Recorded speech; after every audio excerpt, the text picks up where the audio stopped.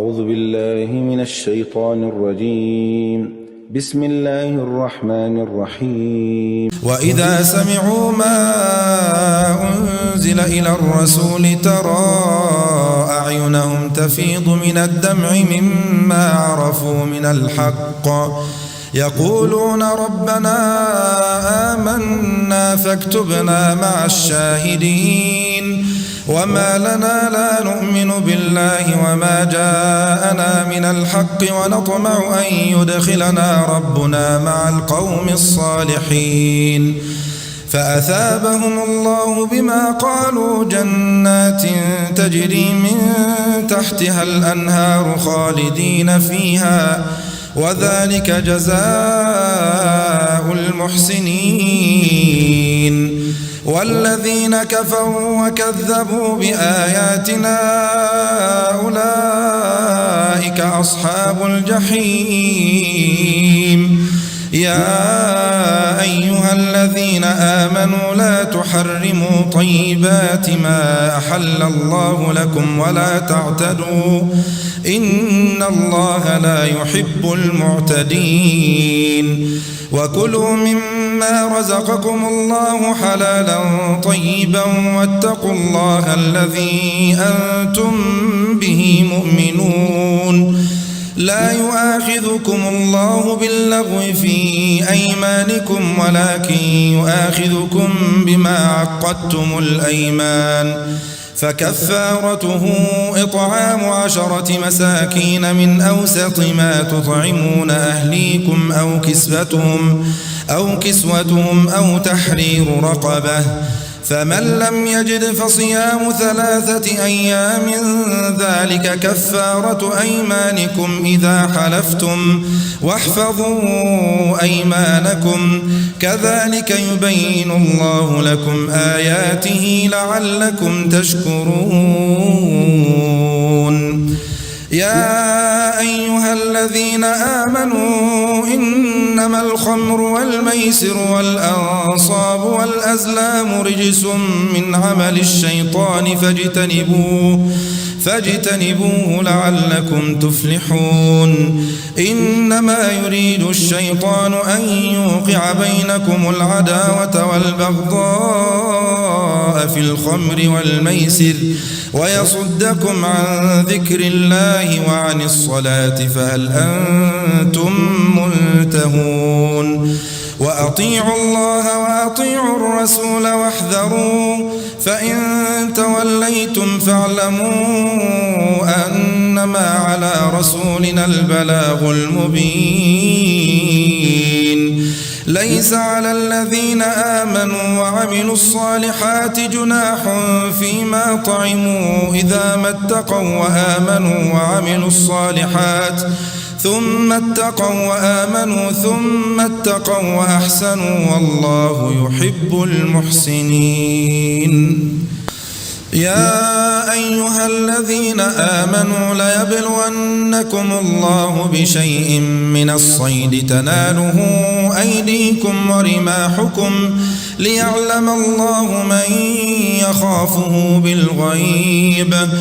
فمن اعتدى بعد ذلك فله عذاب أليم يا أيها الذين آمنوا لا تقتلوا الصيد وأنتم حرم ومن قتله منكم متعمدا فجزاء مثل ما قتل من النعم يحكم به ذوى عدل منكم هديا بالغ الكعبة أو كفارة طعام مساكين أو عدل ذلك صياما ليذوق وبال أمره عفى الله عما سلف ومن عاد فينتقم الله منه والله عزيز ذو انتقام أحل لكم صيد البحر وطعامه متاعا لكم وللسيارة وحرم عليكم صيد البر ما دمتم حرما واتقوا الله الذي إليه تحشرون جعل الله الكعبة البيت الحرام قياما للناس والشهر الحرام والهدي والقلائد ذلك لتعلموا أن الله يعلم ما في السماوات وما في الأرض وأن الله بكل شيء عليم اعلموا أن الله شديد العقاب وأن الله غفور رحيم ما على الرسول إلا البلاغ والله يعلم ما تبدون وما تكتمون قل لا يستوي الخبيث والطيب ولو أعجبك كثرة الخبيث فاتقوا الله يا أولي الألباب لعلكم تفلحون يا أيها الذين آمنوا لا تسألوا عن أشياء إن تبد لكم تسؤكم وإن تسألوا عنها حين ينزل القرآن تبد لكم عفى الله عنها والله غفور حليم قد سألها قوم من قبلكم ثم أصبحوا بها كافرين ما جعل الله من بحيرة ولا سائبة ولا وصيلة ولا حام ولكن الذين كفروا يفترون على الله الكذب وأكثرهم لا يعقلون وإذا قيل لهم تعالوا إلى ما أنزل الله وإلى الرسول قالوا حسبنا ما وجدنا عليه آباءنا أولو كان آباؤهم لا يعلمون شيئا ولا يهتدون يا أيها الذين آمنوا عليكم أنفسكم لا يضركم من ضل إذا اهتديتم إلى الله مرجعكم جميعا فينبئكم بما كنتم تعملون يا أيها الذين آمنوا شهادة بينكم إذا حضر أحدكم الموت حين الوصية اثنان ذوى عدل منكم أو آخران من غيركم إن أنتم ضربتم في الأرض فأصابتكم مصيبة الموت تحبسونهما من بعد الصلاة فيقسمان بالله إن ارتبتم لا نشتري به ثمنا ولو كان ذا قربى ولا نكتم شهادة الله إنا إذا لمن الآثمين فإن عثر على أنهما استحقا إثما فآخران يقومان مقامهما من الذين استحق عليهم الأوليان فيقسمان بالله لشهادتنا أحق من شهادتهما وما اعتدينا إنا إذا لمن الظالمين ذلك أدنى أن يأتوا بالشهادة على وجهها أو يخافوا أن ترد أيمان بعد أيمانهم واتقوا الله واسمعوا والله لا يهدي القوم الفاسقين يوم يجمع الله الرسل فيقول ماذا أجبتم قالوا لا علم لنا إنك أنت علام الغيوب إذ قال الله يا عيسى ابن مريم اذكر نعمتي عليك وعلى والدتك إذ أيدتك بروح القدس تكلم الناس في المهد وكهلا وإذ علمتك الكتاب والحكمة والتوراة والإنجيل وإذ تخلق من الطين كهيئة الطير بإذني فتنفخ فيها فتكون طيرا بإذني وتبرئ الأكمى والأبرص بإذني وإذ تخرج الموتى بإذني وإذ كففت بني إسرائيل عنك إذ جئتهم بالبينات فقال الذين كفروا منهم إن هذا إلا سحر مبين وإذ أوحيت إلى الحواريين أن آمنوا بي وبرسولي قالوا آمنا واشهد بأننا مسلمون إذ قال الحواريون يا عيسى ابن مريم هل يستطيع ربك أن ينزل علينا مائدة من السماء قال اتقوا الله إن كنتم مؤمنين قالوا نريد أن نأكل منها وتطمئن قلوبنا ونعلم أن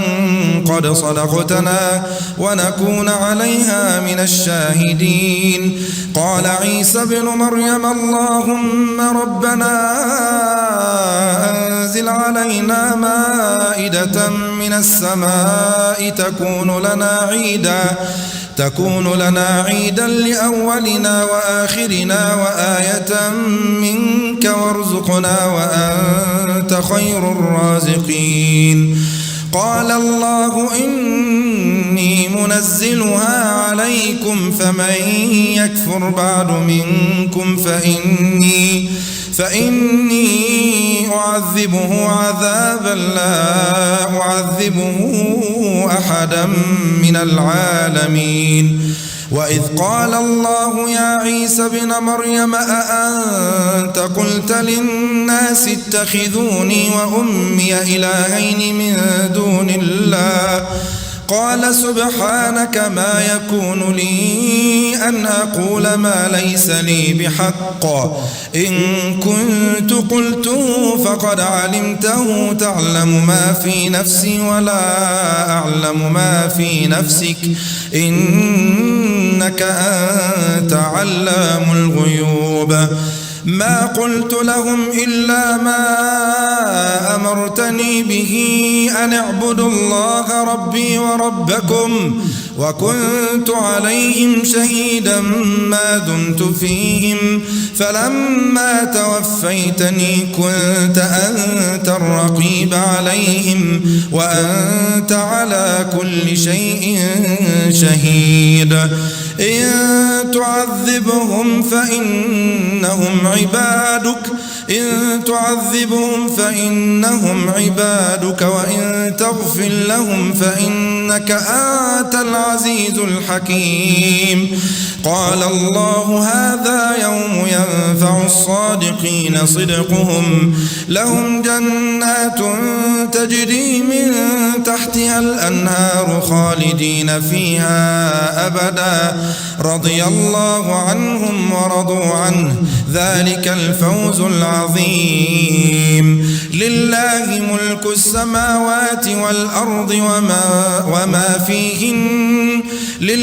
ملك السماوات والأرض وما فيهن وهو على كل شيء قدير بسم الله الرحمن الرحيم الحمد لله الذي خلق السماوات والأرض وجعل الظلمات والنور ثم الذين كفروا بربهم يعدلون هو الذي خلقكم من طين ثم قضى أجلا وأجل مسمى عنده ثم أنتم تمترون وهو الله في السماوات السماوات وفي الأرض يعلم سركم وجهركم ويعلم ما تكسبون وما تأتيهم من آية من آيات ربهم إلا كانوا عنها معرضين فقد كذبوا بالحق لما جاءهم فسوف يأتيهم أنباء ما كانوا به يستهزئون ألم يروا كم أهلكنا من قبلهم من قرن مكناهم في الأرض ما لم نمكن لكم وأرسلنا السماء عليهم مدرارا وجعلنا الأنهار تجري من تحتهم فأهلكناهم بذنوبهم وأنشأنا من بعدهم قرنا آخرين ولو نزلنا عليك كتابا في قرطاس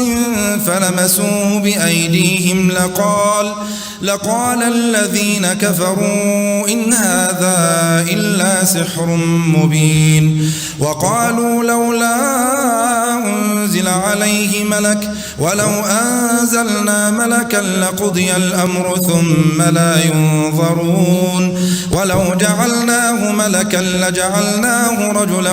وللبسنا عليهم ما يلبسون ولقد استهزئ برسل من قبلك فحاق بالذين سخروا منهم ما كانوا به يستهزئون قل سيروا في الأرض ثم انظروا كيف كان عاقبة المكذبين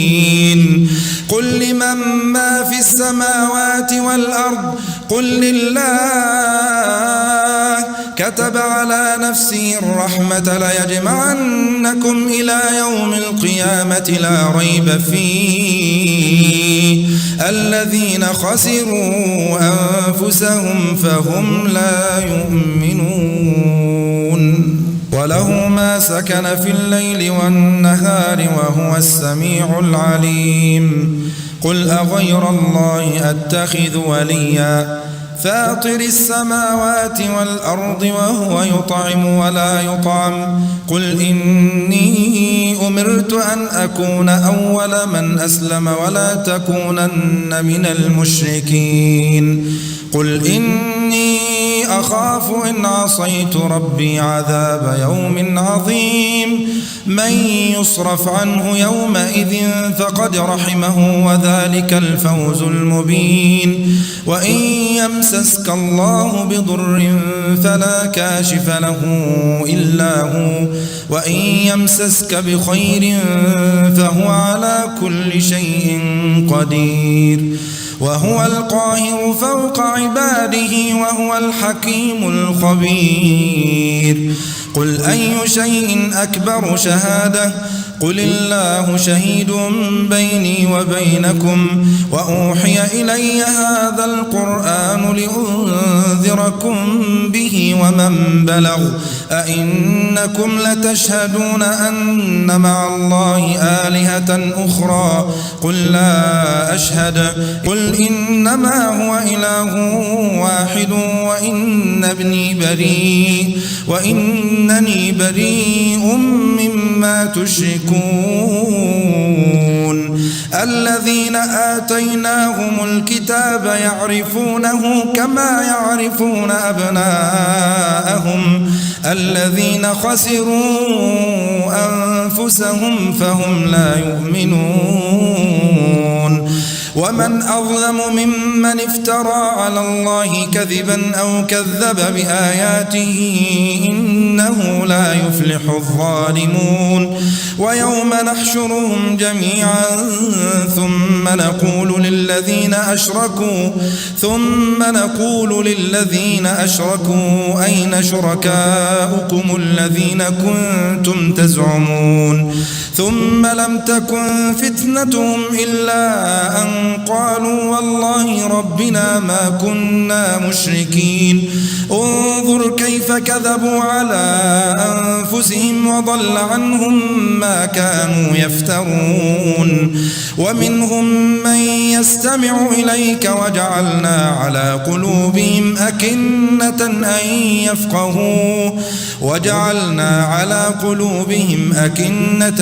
يفقهوه وفي آذانهم وقر وإن يروا كل آية لا يؤمنوا بها حتى إذا جاءوك يجادلونك يقول الذين كفروا إن هذا إلا أساطير الأولين وهم ينهون عنه وينأون عنه وإن يهلكون إلا أنفسهم وما يشعرون ولو ترى إذ وقفوا على النار فقالوا يا ليتنا نرد ولا نكذب بآيات ربنا ونكون من المؤمنين بل بدا لهم ما كانوا يخفون من قبل ولو ردوا لعادوا لما نهوا عنه وإنهم لكاذبون وقالوا إن هي إلا حياتنا الدنيا وما نحن بمبعوثين ولو ترى إذ وقفوا على ربهم قال أليس هذا بالحق قالوا بلى وربنا قال فذوقوا العذاب بما كنتم تكفرون قد خسر الذين كذبوا بلقاء الله حتى إذا جاءتهم الساعة بغتة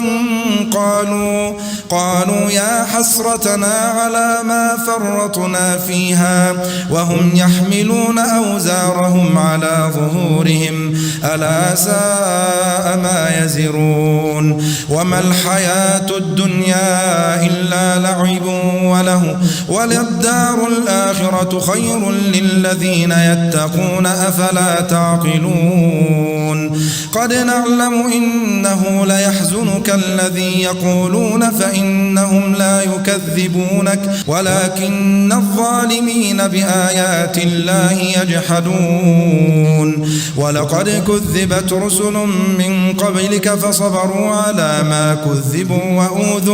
وأوذوا حتى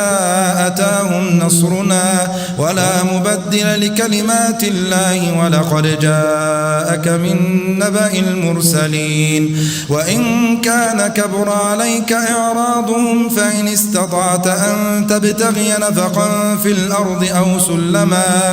أو سلما في السماء فتأتيهم بآية ولو شاء الله لجمعهم على الهدى فلا تكونن من الجاهلين إنما يستجيب الذين يسمعون والموتى يبعثهم الله ثم إليه يرجعون وقالوا لولا نزل عليه آية من ربه قل إن الله قادر على أن ينزل آية ولكن أكثرهم لا يعلمون وما من دابة في الأرض ولا طائر يطير بجناحيه إلا أمم أمثالكم ما فرطنا في الكتاب من شيء ثم إلى ربهم يحشرون والذين كذبوا بآياتنا صم وبكم في الظلمات من يشاء الله يضلله ومن يشاء يجعله على صراط مستقيم قل أرأيتكم إن أتاكم عذاب الله أو أتتكم الساعة أغير الله تدعون إن كنتم صادقين بل إياه تدعون فيكشف ما تدعون إليه إن شاء وتنسون ما تشركون ولقد أرسلنا إلى من قبلك فأخذناهم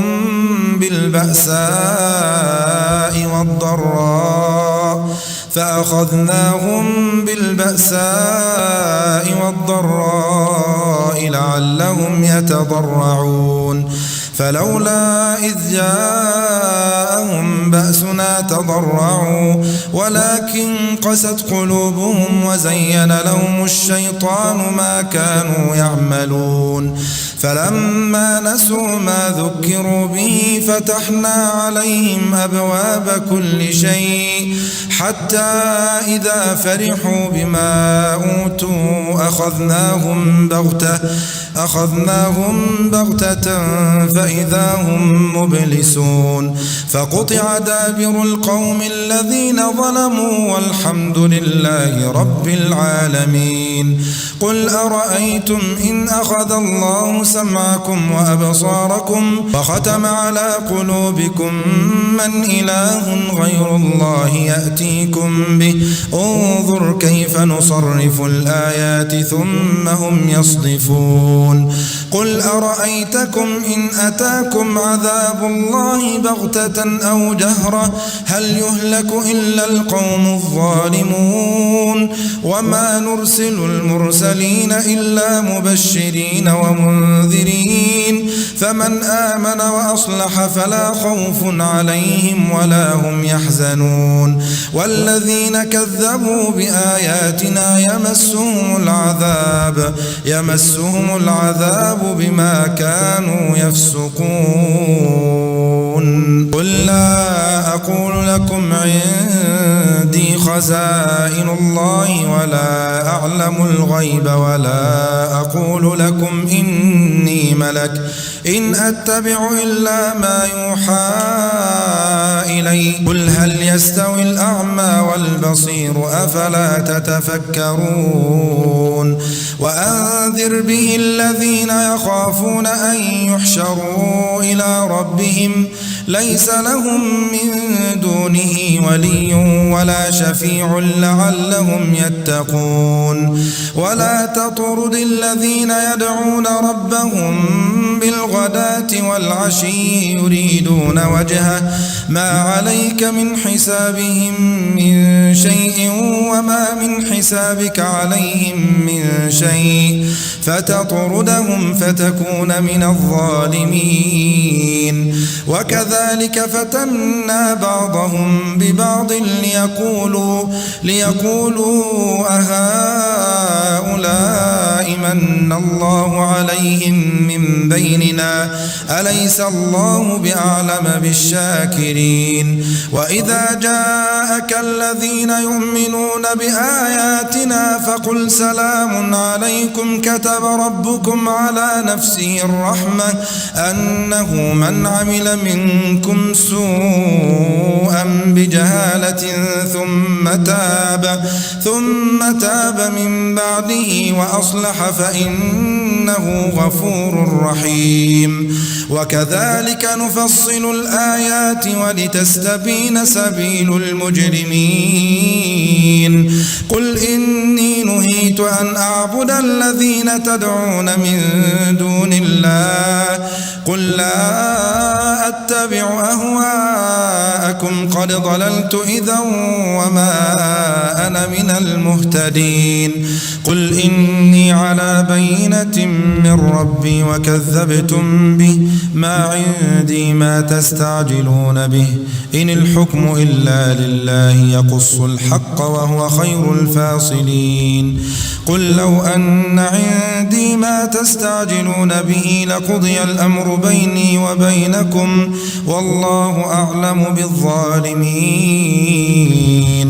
وعنده مفاتح الغيب لا يعلمها إلا هو ويعلم ما في البر والبحر وما تسقط من ورقة إلا يعلمها ولا حبة في ظلمات الأرض ولا رطب ولا يابس إلا في كتاب مبين وهو الذي يتوفاكم بالليل ويعلم ما جرحتم بالنهار ثم يبعثكم فيه ليقضى أجل مسمى ثم إليه مرجعكم ثم ينبئكم بما كنتم تعملون وهو القاهر فوق عباده ويرسل عليكم حفظة حتى إذا جاء أحدكم الموت توفته رسلنا وهم لا يفرطون ثم ردوا إلى الله مولاهم الحق ألا له الحكم وهو أسرع الحاسبين قل من ينجيكم من ظلمات البر والبحر تدعونه تضرعا وخفية لئن أنجانا من هذه لنكونن من الشاكرين قل الله ينجيكم منها ومن كل كرب ثم أنتم تشركون قل هو القادر على أن يبعث عليكم عذابا من فوقكم أو من تحت أرجلكم أو يلبسكم شيعا ويذيق بعضكم بأس بعض انظر كيف نصرف الآيات لعلهم يفقهون وكذب به قومك وهو الحق قل لست عليكم بوكيل لكل نبأ مستقر وسوف تعلمون وإذا رأيت الذين يخوضون في آياتنا فأعرض عنهم حتى يخوضوا في حديث غيره وإما ينسينك الشيطان فلا تقعد بعد الذكرى مع القوم الظالمين وما على الذين يتقون من حسابهم من شيء ولكن ذكرى لعلهم يتقون وذر الذين اتخذوا دينهم لعبا ولهوا وغرتهم الحياة الدنيا وذكر به أن تبسل نفس بما كسبت ليس لها من دون الله ولي ولا شفيع وإن تعدل كل عدل لا يؤخذ منها أولئك الذين أبسلوا بما كسبوا لهم شراب من حميم وعذاب أليم بما كانوا يكفرون قل أندعو من دون الله ما لا ينفعنا ولا يضرنا ونرد على أعقابنا بعد إذ هدانا الله كالذي استهوته الشياطين في الأرض حيران له أصحاب يدعونه إلى الهدى ائتنا قل إن هدى الله هو الهدى وأمرنا لنسلم لرب العالمين وأن أقيموا الصلاة واتقوه وهو الذي إليه تحشرون وهو الذي خلق السماوات والأرض بالحق ويوم يقول كن فيكون قوله الحق وله الملك يوم ينفخ في الصور عالم الغيب والشهادة وهو الحكيم الخبير وإذ قال إبراهيم لأبيه آزر أتتخذ أصناما آلهة إني أراك وقومك في ضلال مبين وكذلك نري إبراهيم ملكوت السماوات والأرض وليكون من الموقنين فلما جن عليه الليل رأى كوكبا قال هذا ربي فلما أفل قال لا أحب الآفلين فلما رأى القمر بازغا قال هذا ربي فلما أفل قال لئن لم يهدني ربي لأكونن من القوم الضالين فلما رأى الشمس بازغة قال هذا ربي هذا أكبر فلما أفلت قال يا قوم إني بريء مما تشركون إني وجهت وجهي للذي فطر السماوات والأرض حنيفا وما أنا من المشركين وحاجه قومه قال أتحاجوني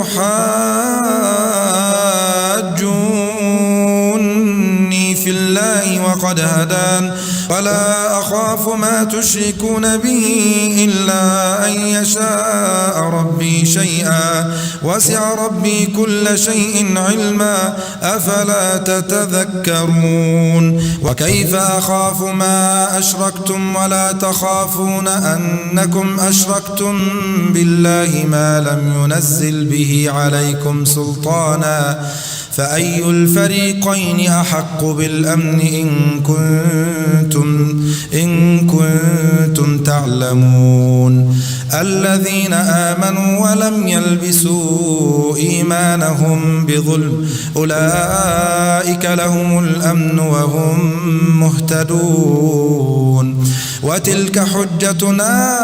آتيناها إبراهيم على قومه نرفع درجات من نشاء إن ربك حكيم عليم ووهبنا له إسحاق ويعقوب كلا هدينا ونوحا هدينا من قبل ومن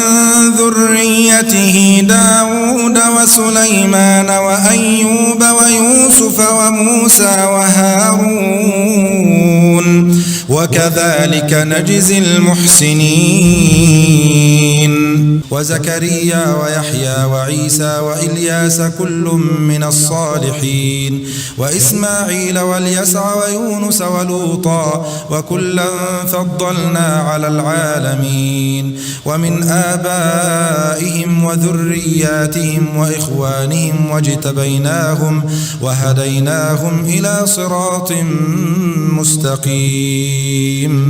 ذلك هدى الله يهدي به من يشاء من عباده ولو أشركوا لحبط عنهم ما كانوا يعملون أولئك الذين آتيناهم الكتاب والحكم والنبوة فإن يكفر بها هؤلاء فقد وكلنا بها قوما ليسوا بها بكافرين أولئك الذين هدى الله فبهداه مقتده قل لا أسألكم عليه أجرا إن هو إلا ذكرى للعالمين وما قدروا الله حق قدره إذ قالوا ما أنزل الله على بشر من شيء قل من أنزل الكتاب الذي جاء به موسى نورا وهدى للناس تجعلونه قراطيس تبدونها وتخفون كثيرا وعلمتم ما لم تعلموا أنتم وآباؤكم قل الله ولا آباؤكم قل الله ثم ذرهم في خوضهم يلعبون وهذا كتاب أنزلناه مبارك مصدق الذي بين يديه ولتنذر أم القرى ومن حولها والذين يؤمنون بالآخرة يؤمنون به وهم على صلاتهم يحافظون ومن أظلم ممن افترى على الله كذبا أو قال أوحي إلي ولم يوحى إليه شيء ومن قال سأنزل مثل ما أنزل الله ولو ترى إذ الظالمون في غمرات الموت والملائكة باسطوا أيديهم أخرجوا أنفسكم اليوم تجزون عذاب الهون بما كنتم تقولون على الله غير الحق وكنتم عن آياته تستكبرون ولقد جئتمونا فرادا كما خلقناكم أول مرة وتركتم ما خولناكم وراء ظهوركم وما نرى معكم شفعاءكم الذين زعمتم أنهم فيكم شركاء لقد تقطع بينكم وضل عنكم ما كنتم تزعمون إن الله فالق الحب والنوى يخرج الحي من الميت ومخرج الميت من الحي ذلكم الله فأنى تؤفكون فالق الإصباح وجعل الليل سكنا والشمس والقمر حسبانا ذلك تقدير العزيز العليم وهو الذي جعل لكم النجوم لتهتدوا بها في ظلمات البر والبحر قد فصلنا الآيات لقوم يعلمون وهو الذي أنشأكم من نفس واحدة فمستقر ومستودع قد فصلنا الآيات لقوم يفقهون وهو الذي أنزل من السماء ماء فأخرجنا به نبات كل شيء فأخرجنا منه خضرا نخرج منه حبا متراكبا ومن النخل من طلعها قنوان دانية وجنات من أعناب والزيتون والرمان مشتبها وغير متشابه انظروا إلى ثمره إذا أثمر ينعي إن في ذلكم لآيات لقوم يؤمنون وجعلوا لله شركاء الجن وخلقهم وخرقوا له بنين وبنات بغير علم سبحانه وتعالى عما يصفون بديع السماوات والأرض أنى يكون له ولد ولم تكن له صاحبة وخلق كل شيء وهو بكل شيء عليم ذلكم الله ربكم لا إله إلا هو خالق كل شيء فاعبدوه وهو على كل شيء وكيل ذلكم الله ربكم لا إله إلا هو خالق كل شيء فاعبدوه وهو على كل شيء وكيل لا تدركه الأبصار وهو يدرك الأبصار وهو اللطيف الخبير قد جاءكم بصائر من ربكم فمن أبصر فلنفسه ومن عمي فعليها وما أنا عليكم بحفيظ وكذلك نصرف الآيات وليقولوا درست ولنبينه لقوم يعلمون اتبع ما أوحي إليك من ربك لا إله إلا هو وأعرض عن المشركين ولو شاء الله ما أشركوا وما جعلناك عليهم حفيظا وما أنت عليهم بوكيل ولا تسبوا الذين يدعون من دون الله فيسبوا الله عدوا بغير علم كذلك زينا لكل أمة عملهم ثم إلى ربهم مرجعهم فينبئهم بما كانوا يعملون وأقسموا بالله جهد أيمانهم لئن جاءتهم آية ليؤمنن بها قل إنما الآيات عند الله وما يشعركم أنها إذا جاءت لا يؤمنون ونقلب أفئدتهم وأبصارهم كما لم يؤمنوا به أول مرة ونذرهم في طغيانهم يعمهون